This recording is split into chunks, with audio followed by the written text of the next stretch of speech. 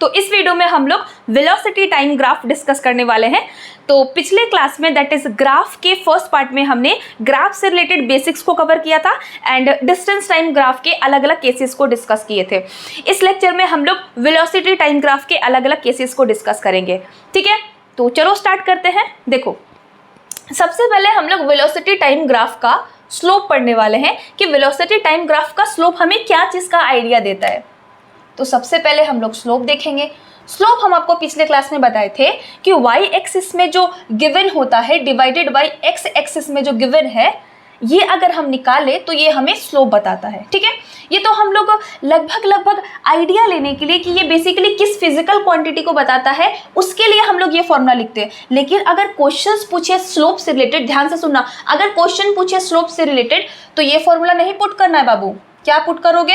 Slope is equal to y2 minus y1 divided by x2 minus x1। इस formula को put करना, हमेशा question को सॉल्व करने के लिए इस फॉर्मूला को पुट करना। तो अब देखो, सबसे पहले हम लोग क्वेश्चन सॉल्व करते हैं। देखो, ये ग्राफ में हम लोग एक स्ट्रेट लाइन ड्रॉ किए हैं जिसमें हम लोग अलग अलग पॉइंट्स को रिप्रेजेंट किए हैं ABCD से। अब हम पूछ रहे हैं आपको बताना स्लोप AB लाइन का। AB लाइन का स्लोप बताना। A पॉइंट ये है, B पॉइंट ये है। तो सबसे पहले हम लोग कोऑर्डिनेट लिखते हैं। B पॉइंट का कोऑर्डिनेट क्या है? X एक्सिस में Y आगे है, Y एक्सिस में 40 ऊपर है, और ये पॉइंट कितना होगा इसका कोऑर्डिनेट? 2,20। ठीक है, तो पहले हम लोग ये दोनों पॉइंट्स के कोऑर्डिनेट को लिख लेंगे। तो फॉर्मूला हमारा क्या है? y2 minus y1 divided by x2 minus x1। ठीक है, अब देखो y एक्सिस में ये कितना ऊपर है, इसको हम लोग y2 बोलेंगे, इसको हम लोग y1 बोलेंगे। सेम इसको हम लोग x2 बोलेंगे, इसको हम लोग x1 बोलेंगे। तो y2 माइनस y1 यानी कि 40 माइनस 20 डिवाइडेड बाई x2 कितना है? 4 और x1 2। तो 4 माइनस 2 करो तो यहाँ पे कितना आएगा? 20 डिवाइडेड बाई 2 आ जाएगा, दैट इज 10 आ गया। तो स्लोप हमारा क्या आया? 10। अब देखो, स्लोप हम लोग निकालते हैं BC लाइन का। BC लाइन का तो सेम यही फॉर्मूला अप्लाई करेंगे, y2 minus y1 divided by x2 minus x1। अब इसको बार बार इसलिए लिख रहे हैं ताकि आपका माइंड में सेट हो जाए। ठीक है ना। C पॉइंट का कोऑर्डिनेट क्या होगा? 6 आगे और 60 ऊपर। 6 आगे x में और y में 60 ऊपर, तो इसमें y2 हमारा 60 हो जाएगा। ठीक है ना, y2 60 हो जाएगा और y1 इस केस में हमारा ये हो जाएगा, दैट इज 40 डिवाइडेड बाई, इसमें x एक्सिस कितना वैल्यू है? x एक्सिस का कितना वैल्यू है? 6 और यहाँ पे 4।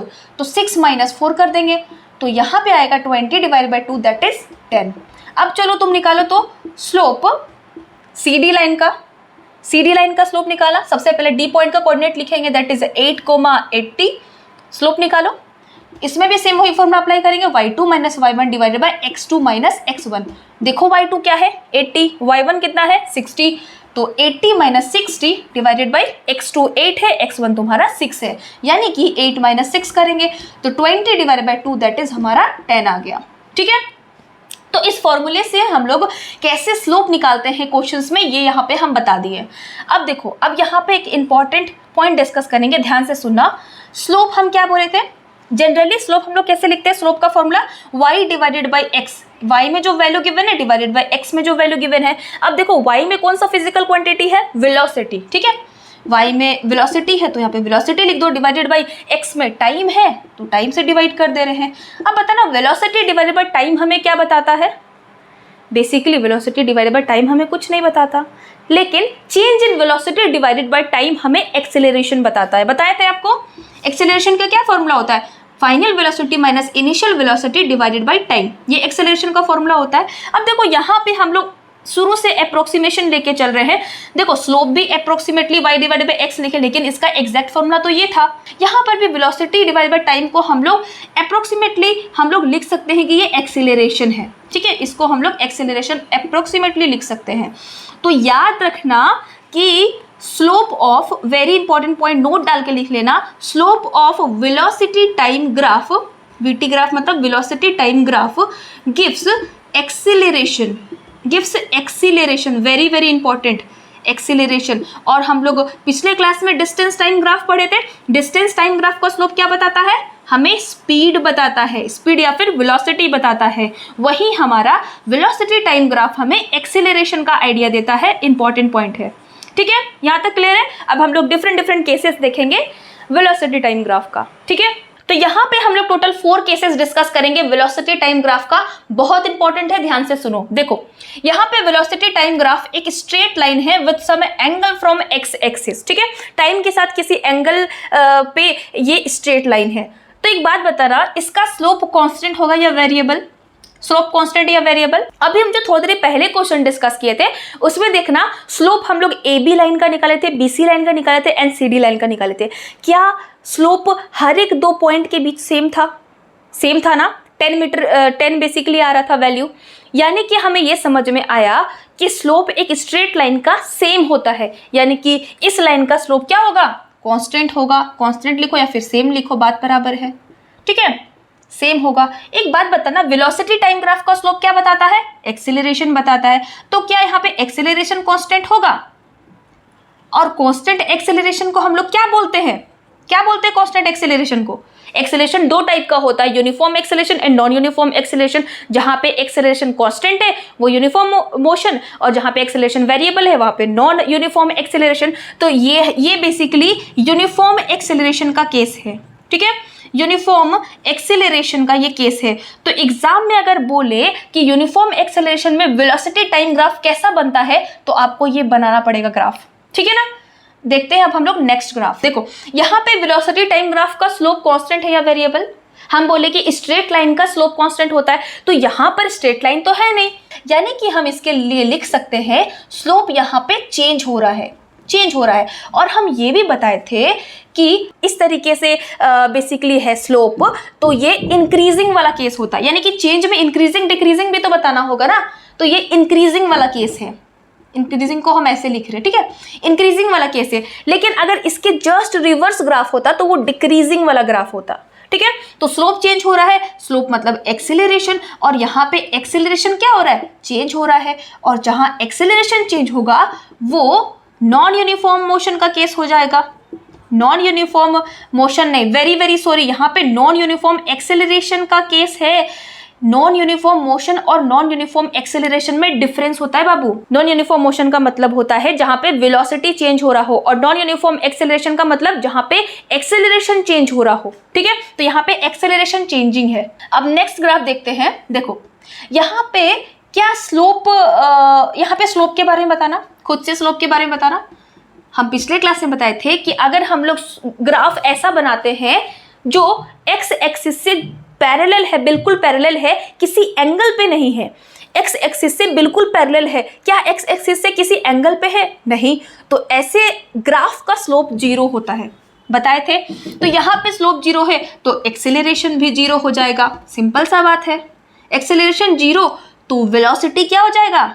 वेलोसिटी कांस्टेंट हो जाएगा। जहां पर एक्सेलरेशन 0 होता है वहां पर वेलोसिटी कांस्टेंट होता है। चलो इसको फॉर्मूला से भी प्रूफ करते हैं। देखो acceleration is equal to v minus u divide by t होता है ना, तो एक्सेलरेशन जहां 0 है वहां पे 0 लिख देते हैं, is equal to v minus u divided by t. तो 0 इसको इससे इंटू करो तो 0 is equal to v minus u, यानी कि v is equal to u आ रहा है, यानी कि इनिशियल वेलोसिटी और फाइनल वेलोसिटी सेम आ रहा है, यानी कि वेलोसिटी सेम है। इसलिए इसके ये केस बनता है तुम्हारा वेलोसिटी कांस्टेंट वाला। तो वेलोसिटी कांस्टेंट है और वेलोसिटी टाइम ग्राफ पूछे तो ऐसा बनाना होगा। एक्सेलरेशन 0 है और वेलोसिटी टाइम ग्राफ पूछे तो ऐसा बनाना होगा। यहाँ पे वेलोसिटी कांस्टेंट है, तो वेलोसिटी जहां पे कांस्टेंट होता है वो यूनिफॉर्म मोशन होता है या नॉन यूनिफॉर्म मोशन? बताओ। वो यूनिफॉर्म मोशन होता है, यूनिफॉर्म मोशन है।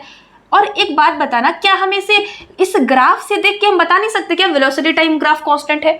बता सकते हैं। क्यों? क्योंकि देखो यहाँ इस ग्राफ में देखो, यहाँ पे वेलोसिटी कांस्टेंट है ना, ये ग्राफ ऊपर की तरफ नहीं उठ रहा है ना नीचे की तरफ जा रहा है, यानी कि वेलोसिटी का वैल्यू को फिक्स कर दिया ये ग्राफ, बिल्कुल फिक्स कर दिया। अगर यहाँ पे अज्यूम करें हम 10 मीटर पर सेकेंड तो 10 ही है।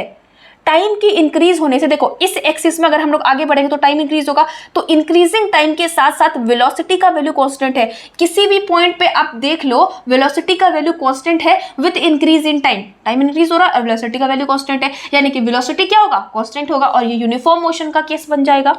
क्लियर है ना ये केस? इस ग्राफ के बारे में हम आपको बताए थे कि जहां टाइम की इंक्रीज होने से वेलोसिटी का वैल्यू डिक्रीज हो रहा है। देखो हम जो भी चीज बोलते हैं ना कि टाइम के इंक्रीज होने से वेलोसिटी डिक्रीज हो रहा है, अगर आपको ये चीज समझ में ना आए ना तो आप ग्राफ में किसी भी 2 पॉइंट के बीच का बेसिकली कोऑर्डिनेट देख लो। जैसे इस पॉइंट का हम देख रहे हैं और इस पॉइंट का देख रहे हैं, तो यहाँ पे अगर लेट सपोज करो हम लोग 10 लेते हैं, 10 सेकेंड, और यहाँ पे 20 सेकेंड लेते हैं, और यहाँ पे वेलोसिटी हम लोग 20 लेते हैं और यहाँ पे 10 लेते हैं, तो देखो हम लोग टाइम को इंक्रीज कर रहे हैं। पहले टाइम क्या था 10, तो उसमें वेलोसिटी कितना था 20, लेकिन अगर टाइम को हम लोग 20 कर दे यानी कि टाइम इंक्रीज हो रहा है, तो वेलोसिटी का वैल्यू क्या हो गया, डिक्रीज हो गया। पहले 20 था फिर 10 हो गया, यानी कि टाइम को जब हम लोग इंक्रीज कर रहे हैं तो वेलोसिटी का वैल्यू डिक्रीज हो रहा है। तो ऐसे केस में स्लोप नेगेटिव आता है, स्लोप नेगेटिव होगा, और स्लोप नेगेटिव यानी कि एक्सेलरेशन भी हमारा नेगेटिव होगा। ऑब्वियसली स्लोप ही तो एक्सेलरेशन को बताता है ना। और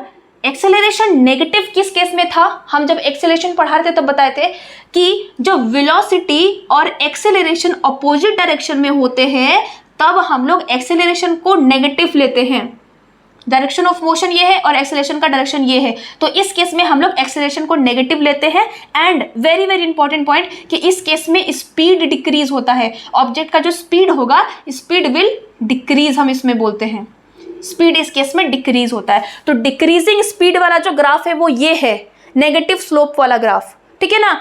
तो आई होप आपको चारों केसेस क्लियर हो गए होंगे। हमें फटाफट से एक बार रिवाइज कराते हैं। देखो, straight line with some angle, slope constant है इस ग्राफ में, एक्सेलरेशन यहाँ पे कांस्टेंट होगा क्योंकि स्लोप ही एक्सेलरेशन को बताता है, और ये यूनिफॉर्म एक्सेलरेशन का केस है ना कि यूनिफॉर्म मोशन का। यहाँ पे देखो, यहाँ पे स्लोप चेंज हो रहा है और ये इंक्रीजिंग वाला ग्राफ है, तो एक्सेलरेशन भी चेंज होगा, एक्सेलरेशन भी इंक्रीज होगा। तो चाहे इंक्रीज हो एक्सेलरेशन या फिर डिक्रीज हो, ये नॉन यूनिफॉर्म एक्सेलरेशन का केस बन जाता है। अब तीसरा ग्राफ देखो, यहाँ पे वेलोसिटी इंक्रीज नहीं हो रहा टाइम के साथ, वेलोसिटी कांस्टेंट हो गया है ना टाइम के साथ, और यहाँ पे स्लोप देखो, स्लोप बिल्कुल जीरो है, तो एक्सेलरेशन भी जीरो, वेलोसिटी कांस्टेंट, और ये यूनिफॉर्म मोशन का केस है। चौथा ग्राफ, यहाँ पे स्लोप नेगेटिव है तो एक्सेलरेशन भी नेगेटिव। फिर हमें याद आया एक्सेलरेशन नेगेटिव तो हम लोग उस केस में पढ़े थे जब डायरेक्शन ऑफ मोशन के अपोजिट डायरेक्शन में एक्सेलरेशन होता है, ठीक है। ये ब्रेक अप्लाइड वाला क्वेश्चन था, हम बताए थे ना, ब्रेक हम लोग अप्लाई जब करते हैं तो वेलोसिटी के अपोजिट डायरेक्शन में एक्सेलरेशन हो जाता है, और ब्रेक अप्लाई करने से स्पीड स्लो हो जाता है ना, तो इसलिए बोलते हैं कि इस केस में स्पीड विल डिक्रीज, ठीक है ना। तो क्लियर हो गया। अब यहाँ पे बहुत इंपॉर्टेंट एक पॉइंट तुम नोट कर लेना, बहुत इंपॉर्टेंट है, वेरी वेरी इंपॉर्टेंट। देखो यहाँ पे वेलोसिटी टाइम ग्राफ का जो एरिया होता है, जैसे मान लो हम कोई ग्राफ ड्रॉ किए, ठीक है, तो वेलोसिटी टाइम ग्राफ का जो एरिया होगा, जैसे ये लाइन है, ठीक है, इस लाइन के नीचे जितने भी एरिया आएगा, जितना भी एरिया इस लाइन के नीचे, इस पॉइंट को हम लोग सबसे पहले एक्स एक्सिस से कनेक्ट करते हैं। देखो, इस लाइन के नीचे जो भी एरिया आएगा ना, ये एरिया पता है क्या बताता है, ये एरिया हमें बताता है velocity into time, velocity into time को। देखो, ये क्या बताता है, वेलोसिटी डिवाइडेड बाय टाइम को। ये जो स्लोप है basically velocity divided by time को बताता है, और एरिया क्या बताता है, वेलोसिटी इनटू टाइम। तो इसमें जो स्लोप है, स्लोप बताता है वेलोसिटी डिवाइडेड बाय टाइम, और एरिया बताता है वेलोसिटी इनटू टाइम। और बताना जरा वेलोसिटी इनटू टाइम क्या होता है, बताना। देखो, हम लोग जानते हैं velocity is equal to displacement by time होता है, लिखते हैं डिस्प्लेसमेंट बाय टाइम। तो अगर डिस्प्लेसमेंट को उधर ही छोड़ो, वेलोसिटी इनटू टाइम देखो तो क्या आया, वेलोसिटी इनटू टाइम डिस्प्लेसमेंट आया, यानी कि वेलोसिटी इनटू टाइम यहाँ पे हमें डिस्प्लेसमेंट बता रहा है, यानी कि area under velocity time graph हमें डिस्प्लेसमेंट का मैग्नीट्यूड बताता है। तो यहाँ पे लिख लेना, ये मैग्नीट्यूड ऑफ डिस्प्लेसमेंट बता रहा है, मैग्नीट्यूड ऑफ डिस्प्लेसमेंट, या फिर आप इसे डिस्टेंस भी लिख सकते हो, ठीक है, इसे आप डिस्टेंस भी लिख सकते हो। बेसिकली अलग अलग चीज़ें होते हैं जो हायर क्लासेस में आप पढ़ोगे। आपके लेवल के लिए आप यही मानो कि इससे हम मैग्नीट्यूड ऑफ डिस्प्लेसमेंट और डिस्टेंस दोनों ही बोल सकते हैं। तो वेरी वेरी इंपॉर्टेंट पॉइंट कि एरिया ऑफ, लिख लेना यहाँ पे ब्रैकेट में, area of velocity time graph gives क्या देता है हमें, मैग्नीट्यूड ऑफ डिस्प्लेसमेंट या डिस्टेंस बताता है। इसको नोट करके लिख लेना, ठीक है, नोट करके लिख लेना इसको। अब हम लोग इस बेसिकली स्लोप और एरिया पे बेस्ड हम लोग कुछ क्वेश्चंस को सॉल्व करेंगे। देखो, डिस्टेंस टाइम ग्राफ का एरिया कुछ नहीं बताता, इसलिए हम लोग वहाँ पे एरिया के बारे में डिस्कस नहीं किए थे। वेलोसिटी टाइम ग्राफ का स्लोप क्या बताता है, एक्सेलरेशन, और उसका एरिया हमें मैग्नीट्यूड ऑफ डिस्प्लेसमेंट या फिर डिस्टेंस बताता है। क्लियर है यहाँ तक। अब हम लोग क्वेश्चन को सॉल्व करते हैं। अब इस ग्राफ को ध्यान से देखो, यहाँ पे वेलोसिटी टाइम ग्राफ हम लोग ड्रॉ किए हैं, टाइम सेकेंड में है एंड वेलोसिटी मीटर पर सेकेंड में है। तो यहाँ पे बताना है डिस्टेंस कितना कवर किया है 8 सेकेंड में, डिस्प्लेसमेंट कितना कवर किया है 8 सेकेंड में, और एक्सेलरेशन फर्स्ट 2 सेकेंड का और लास्ट 2 सेकेंड का क्या होगा। तो देखो यहाँ पे जो टाइम कितने टाइम ड्यूरेशन के लिए ग्राफ गिवन है, 8 सेकेंड के लिए गिवन है। मैक्सिमम जो टाइम गिवन है वो तो 8 सेकेंड का है ना। तो 8 सेकेंड में लास्ट 2 सेकेंड किसको बोलेंगे यहाँ पे, ये बताओ तो पहले। लास्ट 2 सेकेंड यानी कि 8 सेकेंड, 6 सेकेंड से 8 सेकेंड के बीच का जो टाइम होगा उसको तो लास्ट 2 सेकेंड बोलेंगे ना। ये क्लियर है ना? ठीक है। अब देखो वेलोसिटी टाइम ग्राफ में यहाँ पे इस पोर्शन में स्ट्रेट लाइन है, यहाँ तक स्ट्रेट लाइन है। तो एक बात बताना, ये स्ट्रेट लाइन क्या डिपिक्ट करता है, ये क्या बताता है? ये हमें एक्सेलरेशन कांस्टेंट बता रहा है या फिर एक्सेलरेशन यूनिफॉर्म बता रहा है, यूनिफॉर्म एक्सेलरेशन बता रहा है। ये क्या बता रहा है? ये हमें वेलोसिटी कांस्टेंट बता रहा है, यानी कि एक्सेलरेशन 0 बता रहा है। ये क्या बता रहा है? नेगेटिव एक्सेलरेशन बता रहा है, यानी कि स्पीड डिक्रीजिंग वाला केस बता रहा है। ये बताना, ये कमेंट सेक्शन में लिखना। तो ये क्या बता रहा है? देखो क्या है कि टाइम जैसे जैसे इंक्रीज हो रहा है ना, इधर टाइम तो इंक्रीज हो रहा है, जैसे जैसे हम लोग आगे बढ़ रहे हैं वेलोसिटी का वैल्यू इंक्रीज हो रहा है। क्या वेलोसिटी का वैल्यू जैसे जैसे आगे बढ़ रहे इंक्रीज हो रहा है? पहले 2 होगा, -2 होगा, -3, -4, -5, -6, -7, -8, -9, -10, तो नीचे साइड इंक्रीज हो रहा है ना। भले नेगेटिव में ही इंक्रीज हो रहा है वेलोसिटी का वैल्यू, लेकिन इंक्रीज तो हो रहा है ना। तो टाइम के इंक्रीज होने से, टाइम जैसे आगे बढ़ रहा है तो टाइम के इंक्रीज होने से वेलोसिटी का वैल्यू इंक्रीज हो रहा है, तो ये स्पीड अप वाला केस होगा। इसमें स्पीड डाउन मत बोलना, स्पीड अप वाला केस है, क्योंकि टाइम के इंक्रीज होने से वेलोसिटी इंक्रीज हो रहा है। भले नेगेटिव में इंक्रीज हो रहा है लेकिन इंक्रीज तो हो रहा है ना, इसलिए स्पीड अप वाला केस है। क्लियर है ये चीज? अब देखो सबसे पहले हमें क्या निकालना है, बोल रहा है distance covered in 8 second. 8 second कहाँ है? 8 सेकेंड यहाँ तक है, यानी कि यहाँ से यहाँ तक पूरा बोल रहा है। 8 सेकेंड तक का तुमको डिस्टेंस निकालने बोला है। कैसे निकालोगे? तो सबसे पहले ये चेक करना कि हमें ग्राफ किसके किसके बीच गिवन है। यहाँ पे वेलोसिटी टाइम ग्राफ गिवन है, तो बताओ वेलोसिटी टाइम ग्राफ का स्लोप हमें क्या बताता है? स्लोप हमें एक्सेलरेशन बताता है, लेकिन निकालना क्या है? डिस्टेंस। तो बताओ वेलोसिटी टाइम ग्राफ का एरिया क्या बताएगा? डिस्टेंस बताएगा। डिस्टेंस या डिस्प्लेसमेंट बताता है। तो सबसे पहले हम लोग को डिस्टेंस निकालना है। तो area under the graph, area under the curve बोलते हैं। देखो कर्व क्या है हमारा? कर्व नहीं है तो यहाँ पर तो स्ट्रेट लाइन है ना। देखो ये स्ट्रेट लाइन है, 8 सेकेंड तक का देखेंगे, 8 सेकेंड तक का हम ग्राफ देखेंगे। देखो सबसे पहले ये एक लाइन है, फिर ये लाइन है, फिर ये लाइन है, उसके बाद ये लाइन है। ये इसको मत चेक करना, इस पर्टिकुलर पॉइंट पे टाइम कितना है ये यहाँ पे रिप्रेजेंट करने के लिए हम लोग dot dot dot dot line draw करते हैं। तुम ग्राफ पे ध्यान दो, जो ग्राफ है वो ऐसे है, फिर ऐसे है, फिर ऐसे है, उसके बाद ऐसे है। अब देखो इसका एरिया अंडर द कर्व क्या होता है? डिस्टेंस बताता है। तो बताओ इस लाइन के अंदर का एरिया क्या होगा? ये पूरा एरिया होगा। ये जो पूरा एरिया है ये इस लाइन के अंदर ही है। फिर इस लाइन के अंदर कौन सा एरिया होगा? ये पूरा एरिया होगा। इस लाइन के अंदर क्या एरिया होगा? ये पूरा एरिया होगा। तो हम बोल सकते हैं ये पूरा एरिया, फिर ये पूरा एरिया। अब देखो ये लाइन इधर चला गया तो इधर का एरिया नहीं लेंगे, इस लाइन के इधर का एरिया लेंगे। देखो ये वाला एरिया लेंगे, इसको लेंगे, ठीक है। तो ये वाला एरिया अगर हम सारा एरिया निकाल दे तो ये एरिया हमें डिस्टेंस बताएगा, क्योंकि हमें पता है कि area of velocity time graph gives distance या फिर मैग्नीट्यूड ऑफ डिस्प्लेसमेंट, यही बताता है। तो अब देखो चलो हम लोग डिस्टेंस निकालते हैं। तो डिस्टेंस निकालने के लिए हमें क्या करना होगा? एरिया निकालना होगा। तो सबसे पहले हम लोग एरिया निकालते हैं, इसका पूरा एरिया निकालते हैं। देखो इसका एरिया निकालने का 2 तरीका, एक तो 2 ट्रायंगल्स अज्यूम कर लो और एक स्क्वायर अज्यूम कर लो और तीनों का अलग अलग एरिया निकाल लो। एक तरीका ये है। दूसरा तरीका है डायरेक्टली हम लोग इसको बेसिकली ये कौन सा फिगर है? ये ट्रापेजियम लग रहा है आपको? देखने से ट्रापेजियम लग रहा है। ट्रापेजियम का क्या कंडीशन होता है? ट्रेपेजियम का कंडीशन होता है 2 पैरेलल साइड्स उसमें होना चाहिए। पैरेलल साइड्स इसमें क्या है? इस पूरे फिगर में पैरेलल साइड्स क्या होगा? ये होगा और ये होगा। तो 2 इसमें पैरेलल साइड्स प्रेजेंट है, इसके बीच का डिस्टेंस भी है। तो ये बेसिकली एक ट्रेपेजियम है। तो एरिया ऑफ ट्रेपेजियम क्या होता है? Half into base into height, नहीं sorry, half into sum of parallel sides. Sum of parallel side यानी कि इसमें पैरेलल साइड्स ढूंढो कौन कौन सा है और उसका सम को लिख दो, सिंपल है। Sum of parallel sides into distance between the parallel sides. Height यहाँ पे क्या होता है पता है? हाइट यहाँ पे पैरेलल साइड्स के बीच का डिस्टेंस होता है, ना कि नॉन पैरेलल साइड्स के बीच का डिस्टेंस। पैरेलल जो साइड्स है उसके बीच का डिस्टेंस। तो सबसे पहले हाफ लिख रहे हैं, ठीक है। अब देखो सम ऑफ पैरेलल साइड्स कैसे करेंगे? ये हमारा पैरेलल साइड से ये और ये, तो बताओ ये कितना है, ये पूरा कितना है 6 है, ये पूरा 6 है, 6 प्लस यहाँ पे सम करना है ना, सम ऑफ पैरेलल साइड्स, तो और दूसरा पैरेलल साइड्स ये है, यानी कि ये पूरा जो है ये 4 है।